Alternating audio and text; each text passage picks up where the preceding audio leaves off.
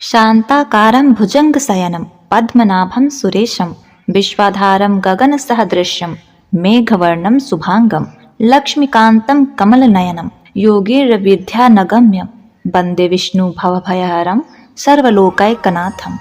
ओम नमो भगवते वासुदेवाय नमः। प्रिय भक्तगणों, गुरुवार का संयोग व्रती को 2 गुना लाभ देता है, क्योंकि गुरुवार श्री हरि का दिन कहलाता है। ऐसे में लक्ष्मी जी की कृपा भक्तों पर बरसती है। अग्नि पुराण के अनुसार मान्यता है कि जो व्यक्ति हर गुरुवार को भगवान विष्णु की पूजा करता है या बृहस्पतिवार कथा को सुनता है, तो गुरु बृहस्पति देव और भगवान विष्णु की कृपा से उन भक्तों की सभी परेशानियां दूर हो जाती हैं।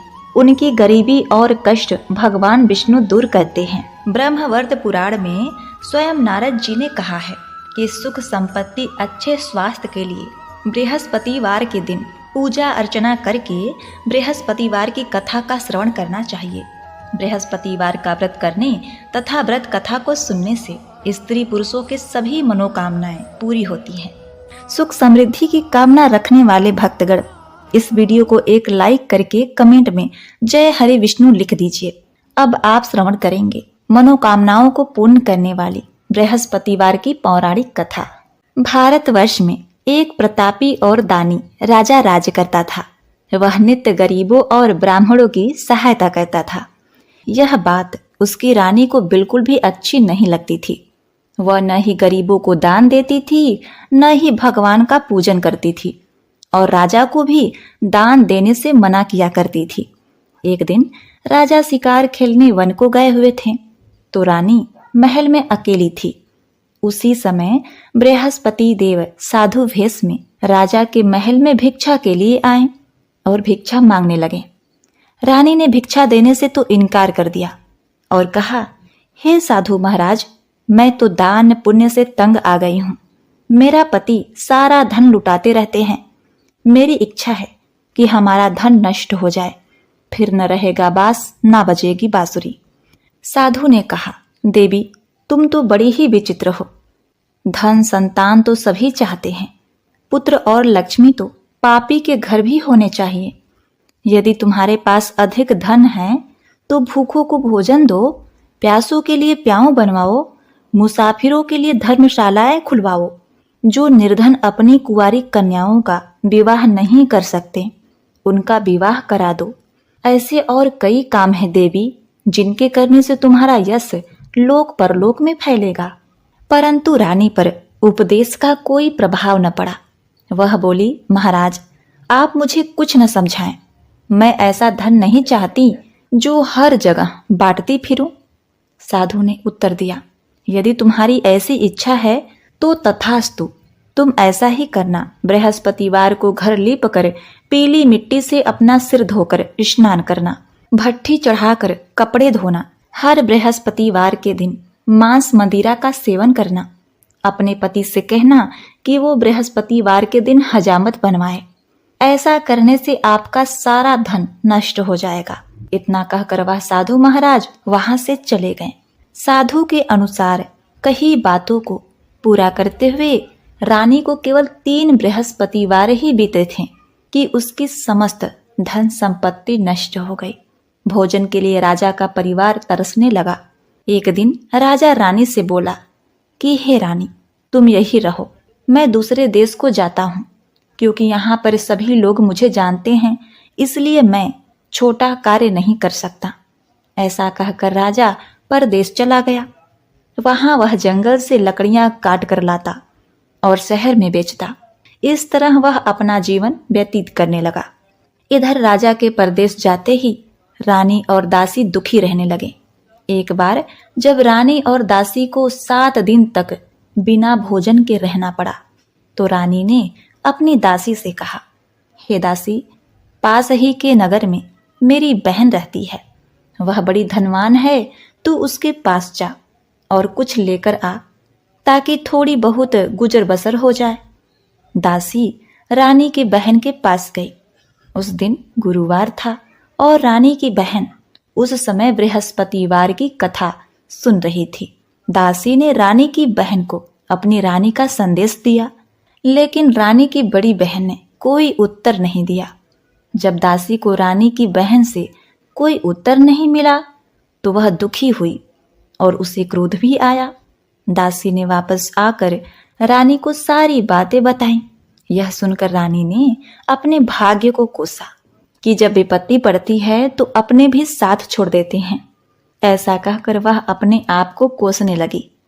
उधर रानी की बहन ने सोचा कि मेरी बहन की दासी आई थी, परंतु मैं उससे नहीं बोली, इससे वह बहुत दुखी होगी। कथा सुनकर और पूजन समाप्त करके वह अपनी बहन के घर आई और कहने लगी, हे बहन, मैं बृहस्पतिवार का व्रत कर रही थी। तुम्हारी दासी मेरे घर आई थी, परंतु जब तक कथा होती तब तक न तो उठते हैं और न ही बोलते हैं, इसलिए मैं नहीं बोली। कहो, दासी क्यों गई थी? रानी बोली, बहन, तुझसे क्या छिपाना, हमारे घर में खाने तक को अनाज नहीं था। ऐसा कहते कहते रानी की आंखें भर आईं।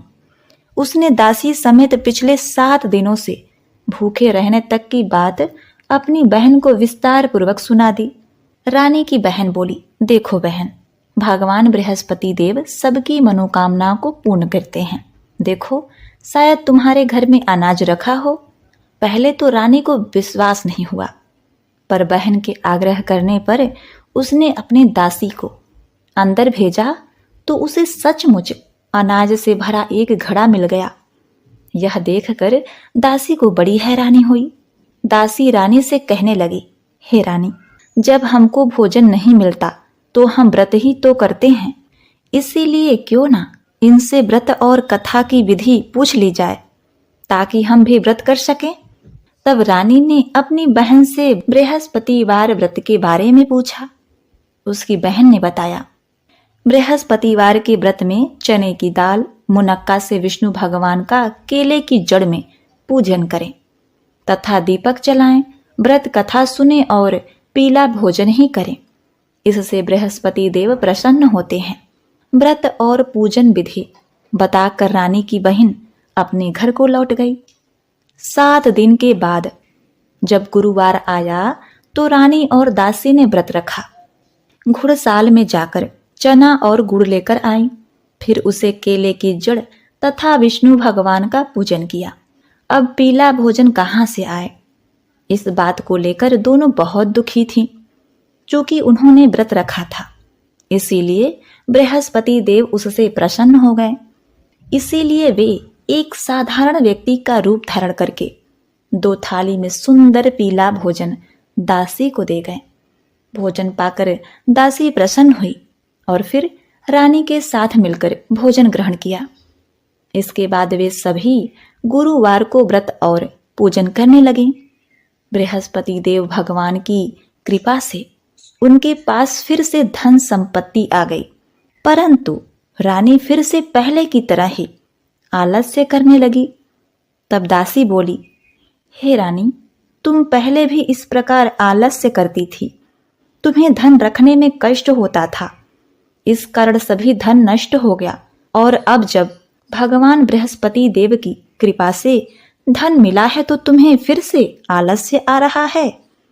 रानी को समझाते हुए दासी कहती है कि बड़ी मुसीबतों के बाद हमने यह धन पाया है, इसलिए हमें दान पुण्य करना चाहिए, भूखे मनुष्य को भोजन कराना चाहिए और धन को शुभ कार्यों में खर्च करना चाहिए, जिससे तुम्हारे कुल का यश बढ़ेगा, स्वर्ग की प्राप्ति होगी और पितृ प्रसन्न होंगे।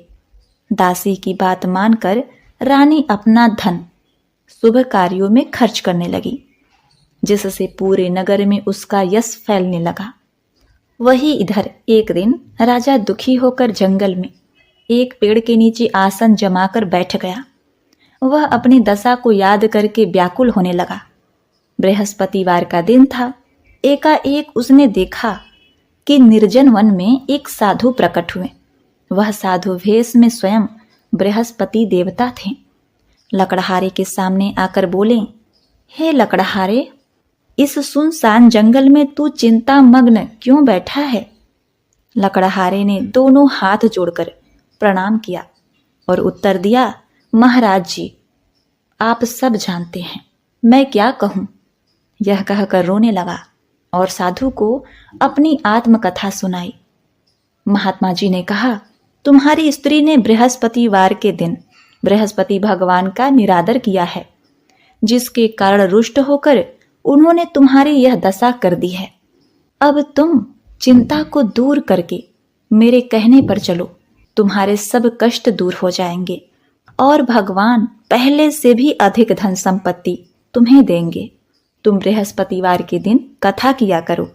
2 पैसे के चने मुनक्का लाकर उसका प्रसाद बनाओ। शुद्ध जल में लोटे में शक्कर मिलाकर चरना अमृत तैयार करो। कथा के पश्चात अपने सारे परिवार और सुनने वाले प्रेमियों में अमृत व प्रसाद बांटकर आप भी ग्रहण करें। ऐसा करने से भगवान तुम्हारी सब मनोकामनाएं पूरी करेंगे। साधु के ऐसे वचन सुनकर लकड़हारा बोला, हे प्रभु, मुझे लकड़ी बेचकर इतना पैसा नहीं मिलता जिससे भोजन के उपरांत कुछ बचा सकूं। मैंने रात्रि में अपनी पत्नी को व्याकुल देखा है।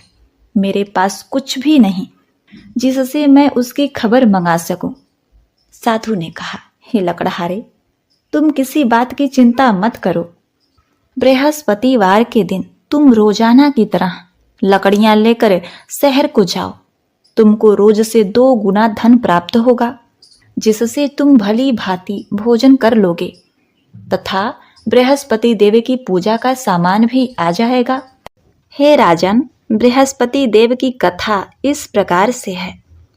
प्राचीन काल में एक बहुत ही निर्धन ब्राह्मण था। उसके कोई संतान नहीं थी। वह नित्य पूजा पाठ करता था, परंतु उसकी स्त्री बहुत ही मलिन रहा करती थी। वह न स्नान करती न किसी देवता का पूजन करती और प्रातः काल उठते ही सर्वप्रथम भोजन करती, बाद में कोई अन्य कार्य करती थी। ब्राह्मण देवता बहुत दुखी रहते थे। पत्नी को बहुत समझाते, किंतु उसका कोई परिणाम नहीं निकला। भगवान की अनुकंपा से एक समय उस ब्राह्मण की पत्नी गर्भवती हुई और 10वें महीने में एक सुंदर कन्या को जन्म दिया। निर्धन ब्राह्मण कन्या के जन्म से बहुत ही दुखी हुआ। धीरे धीरे ब्राह्मण की कन्या बड़ी होने लगी। बचपन से ही उस कन्या की रुचि भगवान विष्णु की पूजा में थी। वह प्रातः काल उठते ही स्नान आदि करके भगवान विष्णु की पूजा करने मंदिर में जाया करती थी। बृहस्पतिवार को व्रत करके विधि पूर्वक पूजा पाठ करती थी। पूजा पाठ के बाद वह पढ़ने के लिए पाठशाला में जाती थी।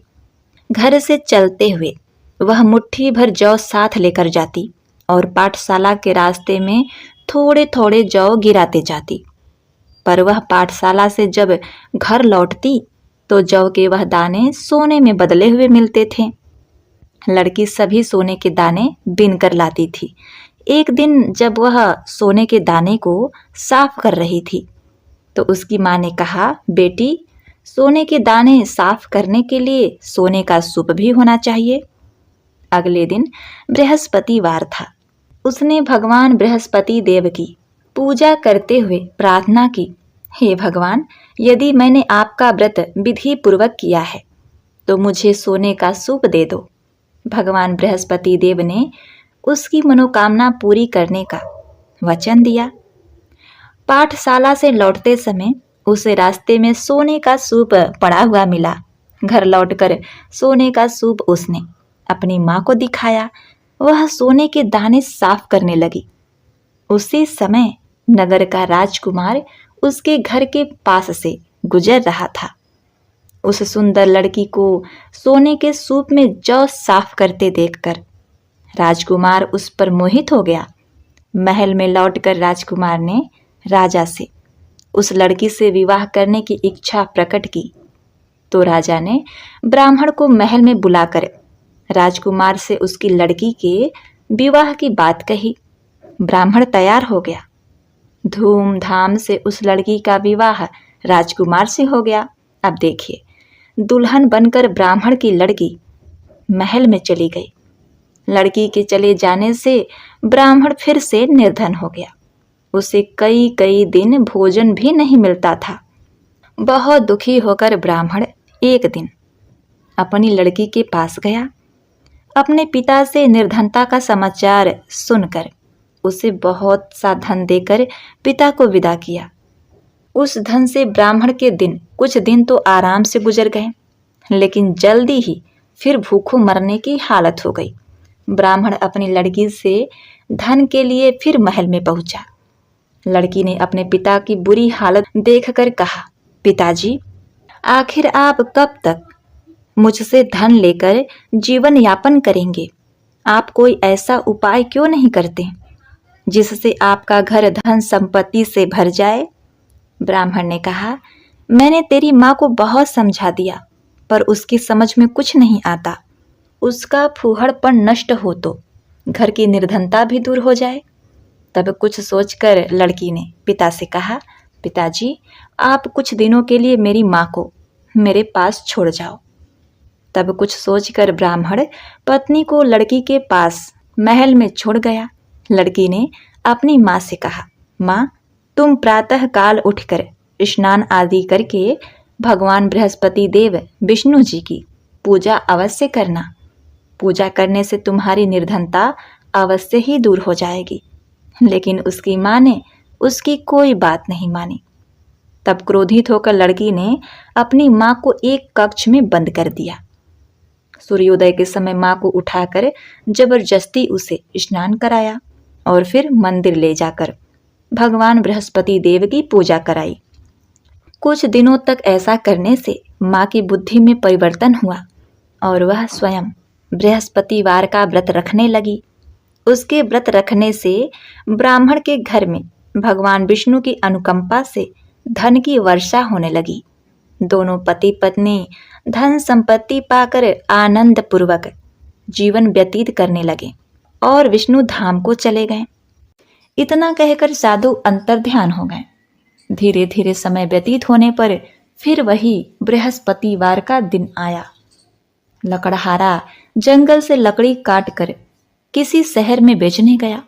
उसे इस दिन और दिन से अधिक पैसा मिला। राजा ने चना गुड़ आदि लाकर गुरुवार का व्रत किया। उसी दिन से उसके सभी क्लेश दूर हो गए। परंतु जब दोबारा गुरुवार का दिन आया तो बृहस्पतिवार का व्रत करना भूल गया। इस कारण बृहस्पति देव भगवान नाराज हो गए।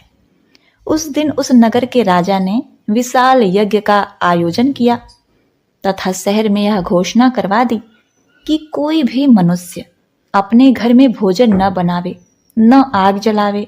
समस्त जनता मेरे यहाँ भोजन करने आवे। इस आज्ञा को जो नहीं मानेगा उसे फांसी की सजा दी जाएगी। इस तरह की घोषणा संपूर्ण नगर में करवा दी गई। प्रिय भक्तों, राजा की आज्ञा अनुसार शहर के सभी लोग भोजन करने लगे, लेकिन लकड़हारा कुछ देर से पहुंचा, इसीलिए राजा उसको अपने महल में ले गए और महल में ले जाकर भोजन करा रहे थे तो रानी की दृष्टि उस खूंटी पर पड़ी जिस पर उनका हार लटका हुआ था। वह हार वहां दिखाई नहीं दिया। रानी ने निश्चय किया कि मेरा हार इस मनुष्य ने चुरा लिया। उसी समय सिपाहियों को बुलाकर उसको कारागार में डलवा दिया।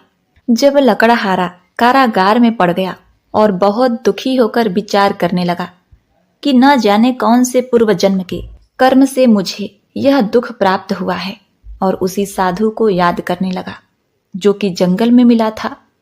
उसी समय तत्काल बृहस्पति देव साधु के रूप में प्रकट हुए और उसकी दशा को देखकर कहने लगे, अरे मूर्ख, तूने बृहस्पति देव की कथा नहीं करी, इस कारण तुझे दुख प्राप्त हुआ है। अब चिंता मत कर। बृहस्पतिवार के दिन कारागार के दरवाजे पर 4 पैसे पड़े मिलेंगे, उससे तू बृहस्पति देव की पूजा करना, तेरे सभी कष्ट दूर हो जाएंगे। अब बृहस्पतिवार के दिन उसे 4 पैसे मिले। लकड़हारे ने कथा कही। उसी रात्रि को बृहस्पति देव ने उस नगर के राजा को स्वप्न में कहा, हे राजन, तुमने जिस आदमी को कारागार में बंद कर दिया है वह निर्दोष है, वह राजा है, उसे छोड़ देना। रानी का हार उसी खूंटी पर टंगा है। अगर तू ऐसा नहीं करेगा तो मैं तेरे राज्य को नष्ट कर दूंगा। इस तरह रात्रि के स्वप्न को देखकर राजा प्रातः काल उठा और खूंटी पर हार देखकर लकड़हारे को बुलाकर क्षमा मांगी तथा लकड़हारे को योग्य सुंदर वस्त्र आभूषण देकर विदा किया। बृहस्पति देव की आज्ञा अनुसार लकड़हारा अपने नगर को चल दिया। राजा जब अपने नगर के निकट पहुंचा तो उसे बड़ा आश्चर्य हुआ। नगर में पहले से अधिक बाग, तालाब, कुएं तथा बहुत सी धर्मशालाएं, मंदिर आदि बन गए थे। राजा ने पूछा, यह किसका बाग और धर्मशाला है? तब नगर के सब लोग कहने लगे, यह सब रानी और दासी के हैं। तो राजा को आश्चर्य हुआ और गुस्सा भी आया। जब रानी ने यह खबर सुनी कि राजा आ रहे हैं तो उन्होंने दासी से कहा, हे दासी, देखो राजा हमको कितनी बुरी हालत में छोड़कर गए थे। हमारी ऐसी हालत देखकर वह लौट न जाएं, इसलिए तू दरवाजे पर खड़ी हो जा। आज्ञा अनुसार दासी दरवाजे पर खड़ी हो गई। राजा आए तो उन्हें अपने साथ ले गई। तब राजा ने क्रोध करके अपने रानी से पूछा कि यह धन तुम्हें कैसे प्राप्त हुआ? तब उन्होंने कहा, हमें यह सब धन बृहस्पति देव के इस व्रत के प्रभाव से प्राप्त हुआ है। तब राजा ने निश्चय किया कि सप्ताह में एक दिन जब बृहस्पतिवार के दिन व्रत कथा सुनने से और व्रत करने से इतना फल मिलता है तो मैं प्रतिदिन दिन में 3 बार कहानी तथा रोज व्रत किया करूंगा। अब हर समय राजा के दुपट्टे में चने की दाल बधी रहती तथा दिन में 3 बार कहानी कहता। एक रोज राजा ने विचार किया, चलो अपनी बहन के यहाँ हो आवे। इस तरह निश्चय करके राजा घोड़े पर सवार हो गया और अपनी बहन के यहाँ चलने लगा। मार्ग में उसने देखा कि कुछ आदमी एक मुर्दे को लिए जा रहे हैं। उन्हें रोककर राजा ने कहा, अरे भाइयों, मेरी बृहस्पति देव की कथा सुन लो। वे बोले, लो हमारा तो आदमी मर गया है, इसको अपनी कथा की पड़ी है। परंतु कुछ आदमी बोले, बुजुर्ग आदमी बोले, अच्छा कहो, हम तुम्हारी कथा भी सुन लेंगे। राजा ने दाल निकाली और जब कथा आधी हुई तो मुर्दा हिलने लगा और जब कथा समाप्त हो गई तो राम राम करके मनुष्य उठकर खड़ा हो गया। ये सब चमत्कार देखकर सभी लोगों ने निश्चय किया कि हम भी बृहस्पतिवार के दिन व्रत करेंगे और कथा का श्रवण करेंगे। आगे मार्ग में उसे एक किसान खेत में हल चलाता हुआ दिखाई दिया। राजा ने उसे देखा और उससे बोले, अरे भाई, तुम मेरी बृहस्पतिवार की कथा सुन लो। किसान बोला, जब तक मैं तेरी कथा सुनूंगा तब तक 4 हरैया जोत लूंगा। जा अपनी कथा किसी और को सुनाना। इस तरह राजा आगे चलने लगा। राजा के हटते ही बैल पछाड़ खाकर गिर गए तथा किसान के पेट में बड़ी जोर का दर्द होने लगा। उसी समय उसकी माँ रोटी लेकर आई। उसने जब देखा तो अपने पुत्र से सब हाल पूछा और बेटे ने सभी हाल कह दिया। तो बुढ़िया माई दौड़ी दौड़ी उस घुड़सवार के पास गई और उससे बोली कि हे राजा, मैं तेरी कथा सुन लूंगी, तू अपनी कथा मेरे खेत पर चलकर ही सुना। राजा ने बुढ़िया के खेत पर जाकर कथा कही, जिसके सुनते ही वह बैल उठ खड़े हो गए तथा किसान के पेट का दर्द भी बंद हो गया। उनकी महिमा सुनकर वह बुढ़िया माई और वह किसान भी बृहस्पति भगवान के भक्त हो गए और उनका पूजा अर्चन करने लगे। अब फिर राजा अपनी बहन के घर पहुंचा। बहन ने भाई की खूब मेहमानी की। दूसरे रोज प्रातः काल राजा जगा तो वह देखने लगा कि सब लोग भोजन कर रहे हैं। राजा ने अपनी बहन से कहा, ऐसा कोई मनुष्य है जिसने भोजन नहीं किया हो, मेरी बृहस्पतिवार की कथा सुन ले। बहन बोली, हे भैया, यह देश ऐसा ही है कि पहले यहाँ लोग भोजन करते हैं, बाद में अन्य काम करते हैं। अगर कोई पड़ोस में हो तो देख आऊं। ऐसा कहकर देखने चली गई, परंतु उसे ऐसा कोई व्यक्ति नहीं मिला जिसने भोजन न किया हो। अतः वह एक कुम्हार के घर गई जिसका लड़का बीमार था। उसे मालूम हुआ कि उसके यहाँ 3 रोज से किसी ने भोजन नहीं किया है। रानी ने अपने भाई की कथा सुनने के लिए कुम्हार से कहा, और वह तैयार हो गया। राजा ने जाकर बृहस्पतिवार की कथा कही, जिसको सुनकर उसका लड़का ठीक हो गया। अब तो राजा की प्रशंसा होने लगी। एक रोज राजा ने अपनी बहन से कहा कि हे बहन, हम अपने घर जाएंगे, तुम भी तैयार हो जाओ। राजा की बहन ने अपनी सास से कहा। सास ने कहा, हाँ चली जा, परंतु अपने लड़कों को मत ले जाना, क्योंकि तेरे भाई के कोई औलाद नहीं है। बहन ने अपने भाई से कहा, हे भैया, मैं तो चली जाऊंगी, पर कोई बालक नहीं जाएगा। राजा बोला, जब कोई बालक नहीं जाएगा तब तुम ही क्या करोगी। बड़े दुखी मन से राजा अपने नगर को लौट आया। राजा ने अपने रानी से कहा, हम निर्वंशी हैं। रानी बोली, हे प्रभु, बृहस्पति देव ने हमें सब कुछ दिया है, वह हमें औलाद अवश्य देंगे। उसी रात बृहस्पति देव ने राजा से स्वप्न में कहा, हे राजा, उठ, सभी सोच त्याग दे, तेरी रानी गर्भ से है। यह बात सुनकर राजा बहुत ही खुश हुआ। 9वें महीने रानी के गर्भ से एक सुंदर पुत्र पैदा हुआ। तब राजा बोला, हे रानी, स्त्री बिना भोजन के रह सकती है, पर बिना कहे नहीं रह सकती। जब मेरी बहन आवे तुम उससे कुछ कहना मत। रानी ने यह सुनकर हाँ कर दिया। जब राजा की बहन ने यह शुभ समाचार सुना तो उसे बहुत खुशी हुई तथा बधाई लेकर अपने भाई के यहाँ आई।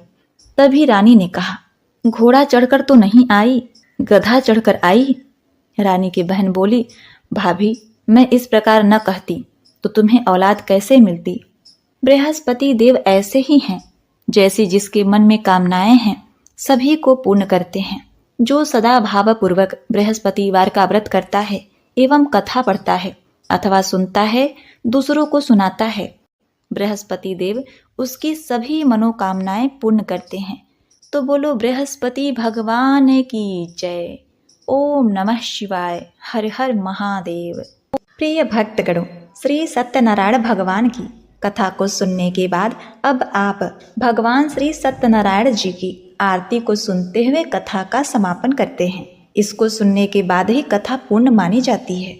जय लक्ष्मी रमणा, श्री लक्ष्मी रमणा, सत्यनारायण स्वामी, सत्यनारायण स्वामी, जनपातक हरड़ा। जय लक्ष्मी रमणा, रत्न जड़ित सिंहासन, अद्भुत छवि राजय, प्रभु अद्भुत छवि राजय। नारद करत निराजन, नारद करत निराजन, घंटा ध्वनि बाजय। जय लक्ष्मी रमणा, प्रकट भये कलि कारण, द्विज को दरस दियो, स्वामी द्विज को दरस दियो। बूढ़े ब्राह्मण बन कर, बूढ़े ब्राह्मण बन कर, कंचन महल कियो। जय लक्ष्मी रमणा, दुर्लभ भील कठारो, जिन पर कृपा करी, प्रभु जिन पर कृपा करी। चंद्रचूर्ण एक राजा, चंद्रचूर्ण एक राजा, जिनकी विपत्ति हरी। जय लक्ष्मी रमणा, वैश्व मनोरथ पायो, श्रद्धा तज दीन्ही, प्रभु श्रद्धा तज दीन्ही। सो फल भाग्यो प्रभु जी, सो फल भाग्यो प्रभु जी, फिर स्तुति कीन्ही। जय लक्ष्मी रमणा, भाव भक्ति के कारण छिन छिन रूप धर्यो, प्रभु छिन छिन रूप धर्यो। श्रद्धा धारण कीन्ही, श्रद्धा धारण कीन्ही, तिनको काज सर्यो जय लक्ष्मी रमणा। ग्वाल बाल संग राजा वन में भक्ति करे, प्रभु वन में भक्ति करे। मन वांछित फल दीन्हो, मन वांछित फल दीन्हो, दीन दयालु हरि जय लक्ष्मी रमणा। चढ़त प्रसाद सवायो कदली फल मेवा, प्रभु कदली फल मेवा। धूप दीप तुलसी से, धूप दीप तुलसी से, राजी सत्य देवा जय लक्ष्मी रमणा। सत्यनारायण जी की आरती जो कोई नर गावे, प्रभु जो कोई नर गावे। तन मन सुख संपत्ति, तन मन सुख संपत्ति, वांछित फल पावे जय लक्ष्मी रमणा। जय लक्ष्मी रमणा, श्री लक्ष्मी रमणा। सत्यनारायण स्वामी, सत्यनारायण स्वामी, जनपालक हरड़ा जय लक्ष्मी रमणा। ओम भगवते वासुदेवाय नमः। जय श्री हरि। बोलो सत्यनारायण भगवान की जय।